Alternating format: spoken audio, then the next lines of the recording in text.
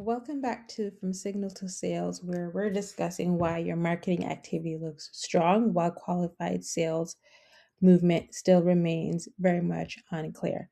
So, today in part three, we're going to be talking about how the issue now you know what the issue is, but but you don't know like how to fix the issue or who owns the capability and the capacity to be able to fix said issue in your marketing. So whether it's that you're getting a lot of leads, you're passing them on to sales, but for whatever reason they're finding that the sales cycle is a bit longer. So who can actually change the part of the system causing this particular issue?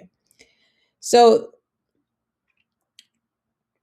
if the same issue keeps showing up, your team may not have a visibility problem anymore. It may have two problems. First, your team may not agree on the real cause, and then secondly, the correction may not be owned by someone who can actually change the cause. This is where performance conversations start repeating.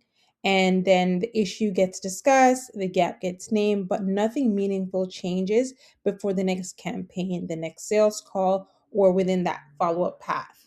And because of this, known gaps often keep repeating themselves. This is how it usually shows up. Sales, here's it again. The same concern keeps coming up from buyers. Sales keeps carrying it. That means the issue is being handled late, usually during the sales conversation when the buyer is already hesitating. So correction has no owner, and there's a visibility gap. So the gap is visible, rather, but it's not clearly assigned to the person or the team that can fix the cause. Then the next cycle repeats, same concern, same sales friction, same unclear correction. Now, not every objection needs to be solved before sales. Some concerns need a live conversation, but if the same objection keeps coming up again and again, the team needs to ask whether that concern should have been addressed earlier in the message, prove, the nurture, the handoff, or the qualification process. So, name the correction and the authority behind it. This is where the conversation needs to be sharper, not just what is the issue, but what needs to change and who can actually change it. Is the message creating enough buyer readiness? Is proof showing up before the buyer hesitates? Is the handoff giving sales the right context? And is follow-up moving the buyer toward a real decision? And most importantly, who knows the correction and has the authority to make it? So naming the gap is not the same as owning the fix. And owning the fix does not matter if the person cannot change the part of the system causing it.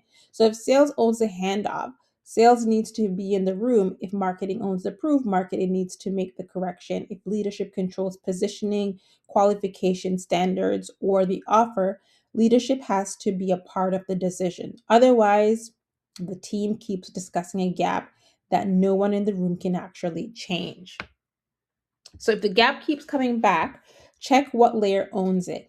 If the same gap keeps coming back, check what layer owns it. If the same gap keeps coming up, do not assume, however, the next campaign will fix it. Some gaps need a message correction and they need that correction quickly.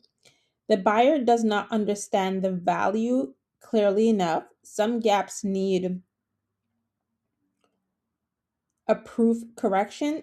The buyer does not believe the claim early enough. Some gaps need a handoff correction. Sales does not have enough context when the buyer reaches that conversation. So some gaps need a strategic correction where the buyer, the offer, the positioning, or the qualification standard may need to be reviewed. This is where teams can waste time. They can keep adjusting campaign activity when the actual problem sits in proof, handoff, qualification, or positioning. So if the same gap survives smaller corrections, stop treating it like a campaign only problem. The team needs to check what layer actually owns the issue.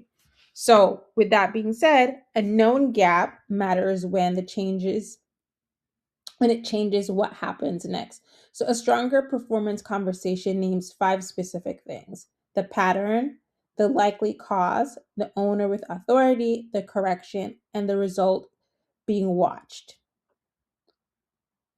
Not because the team spotted it, because the team now knows what needs to change, who owns the change, and what result should improve next. If no one can change the cause, the gap becomes another meeting topic. If the same gap keeps returning, the issue may not be ownership, but awareness. May not be ownership, not awareness. The point is not just to notice the gap. The point is to make sure the right person can change what created it. If a gap is known but nothing changes, the report has not created clarity. It has only documented the repeat.